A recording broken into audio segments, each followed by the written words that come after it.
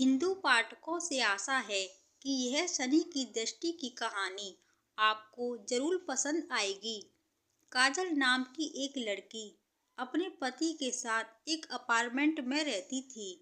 काजल का पति राहुल एक सॉफ्टवेयर कंपनी में टीम लीडर के पद पर था। राहुल बचपन से ही बहुत आध्यात्मिक था, लेकिन उसके उलट उसकी पत्नी काजल बिल्कुल नास्तिक थी। वह ज्यादातर रंगीन दुनिया में जीने की चाहत रखती थी, जिसे वह आज के हिसाब से सही समझती थी।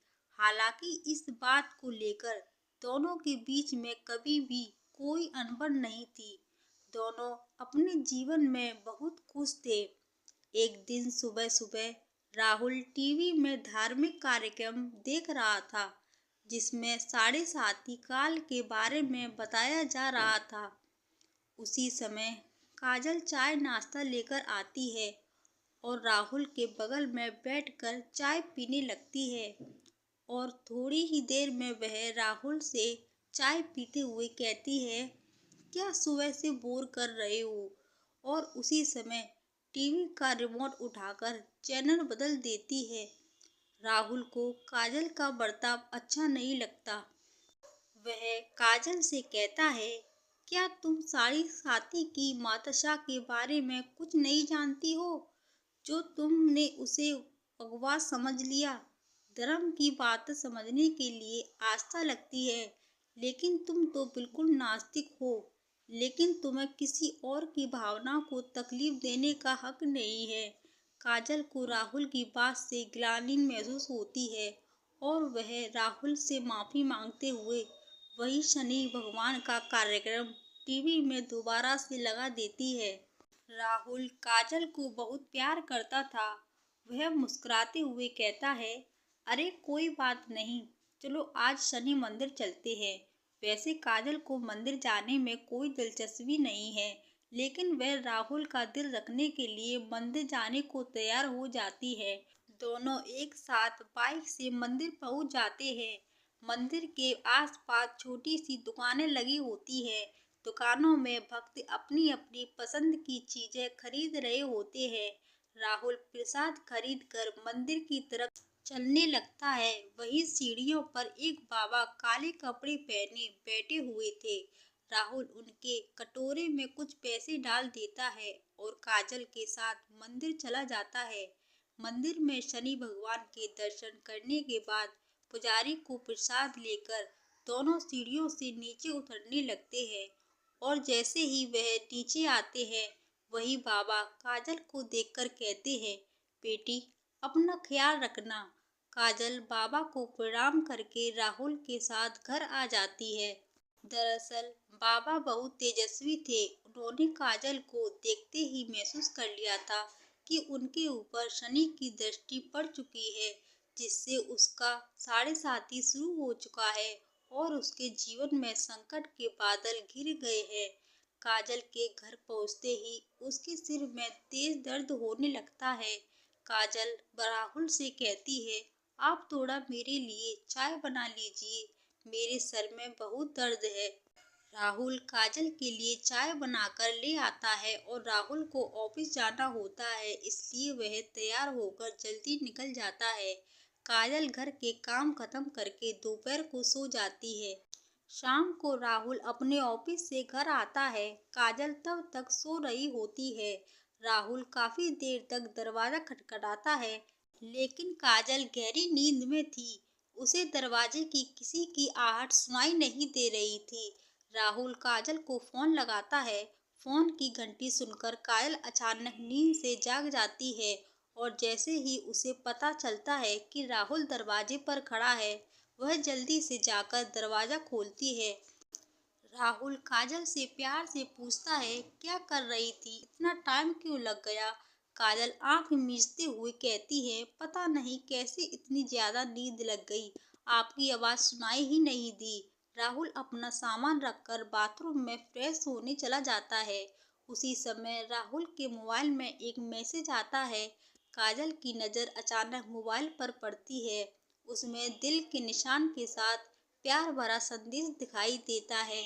मैसेज संदेश देखते ही काजल के रोम रोम में आग लग जाती है, क्योंकि वह अपने पति से बहुत प्यार करती थी और यदि वह बेवफा निकले तो उसे बर्दाश्त नहीं होगा। काजल की आंखों से आंसू निकल आते हैं। उसी समय राहुल बाथरूम से बाहर निकल आता है। काजल तुरंत उसका फोन रख देती है और अपने आप को काबू में करके अपने कमरे में चली जाती है। सोच रही थी अगर राहुल उसे खुद इस मैसेज के बारे में बताएगा तो ठीक है, नहीं तो वह उसके बारे में कभी बात नहीं करेगी और उसकी जिंदगी से हट जाएगी। दोनों के प्यार को गिरने लग चुका था। साढ़े साथी काल में काजल को अपनी गिरफ्त में ले लिया था। काजल का स्वभाव बदलने लगा था। वह अपने पति पर शक करने लगती है, जिसके चलते उसके रिश्तों में दरार आ चुकी थी। कुछ दिनों के अंदर दोनों के बीच में झगड़े होने प्रारंभ हो जाते हैं। राहुल काजल को समझाने की बहुत कोशिश करता है, लेकिन काजल के दिमाग में वही मैसेज घूम रहा होता है। वह राहुल की किसी भी बात पर भरोसा नहीं कर रही थी। राहुल काजल को खुश करने के लिए उससे कहता है चलो मंदिर चलते हैं और वहीं से बाजार घूमने चलेंगे। आज कुछ कपड़े खरीदते हैं, लेकिन काजल गुस्से में वहां से उठकर चली जाती है। राहुल अकेले ही मंदिर चला जाता है। राहुल को दोबारा वही बाबा मंदिर की सीढ़ियों में फिर से दिखाई देते हैं।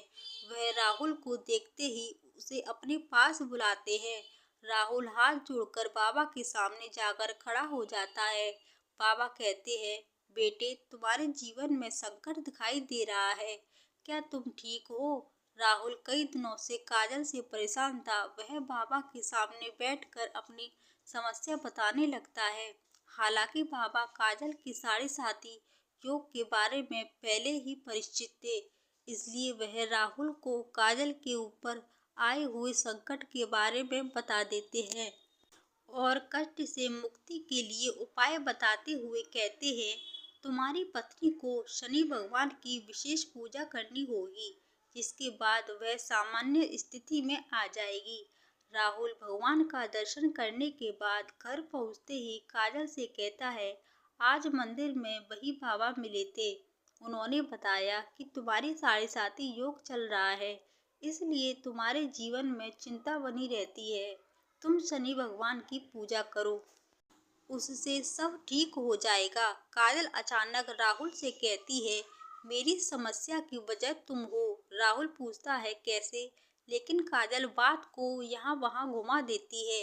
राहुल काजल को इस बार जोर देते हुए कहता है कि हर शनिवार को तुम शनि की भगवान की पूजा शुरू कर दो, लेकिन काजल राहुल को मना कर देती है और गुस्से में कहती है, तुम मुझे किसी काम के लिए मजबूर मत करो।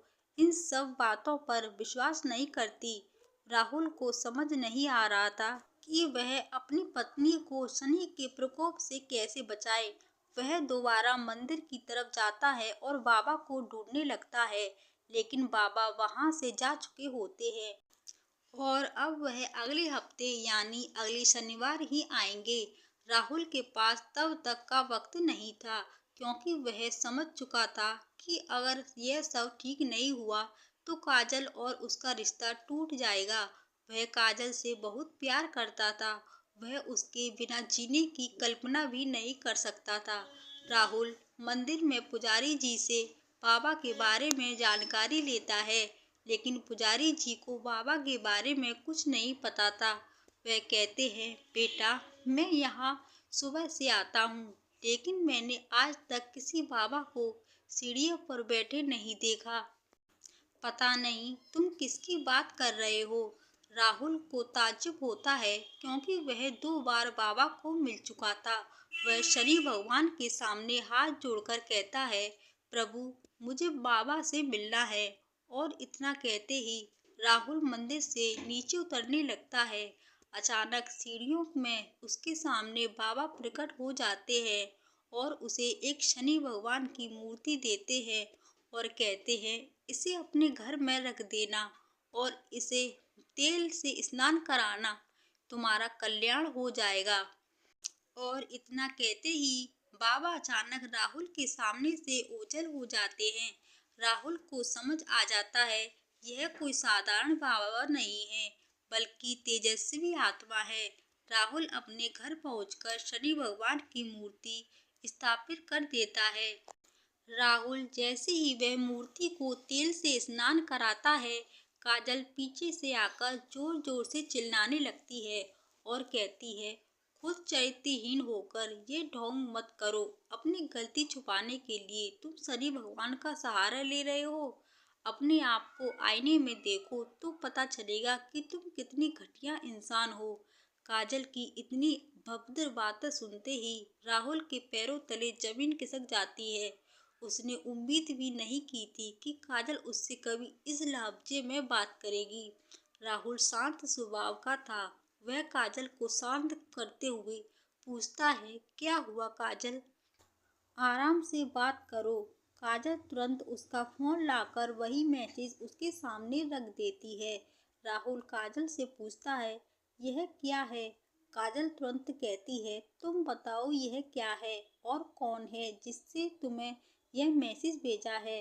राहुल काजल की बात सुनकर मुस्कुराने लगता है और कहता है, अरे पागल, यह मैसेज उस लड़की ने मुझे नहीं भेजा था, बल्कि कंपनी में काम कर रहे मेरी टीम के एक लड़के ने उस लड़की को भेजा था और उस लड़की ने मुझसे उसकी शिकायत करने के लिए वह मैसेज मुझे फॉरवर्ड किया था। यह बात सुनते ही काजल का दिमाग शून्य हो जाता है। उसे कुछ समझ नहीं आता। वह जमीन पर बेसुध होकर बैठ जाती है। राहुल उसके बगल में बैठकर उसका हाथ पकड़कर मुस्कुराता है। क्या तुम इतने दिनों से इस मैसेज की वजह से मुझसे झगड़ा कर रही हो? तुम पागल तो नहीं हो? एक बार मुझसे पूछ तो लिया होता। मैं तुम्हारे अलावा किसी और लड़की के बारे में सोच नहीं सकता। काजल जोर जोर से रोने लगती है और राहुल के गले लग जाती है। अनजाने में ही सही, लेकिन शनि भगवान की कृपा से काजल को साढ़े साती योग से छुटकारा मिल जाता है। दोनों के जीवन में फिर से खुशियों का न्योता मिल चुका था।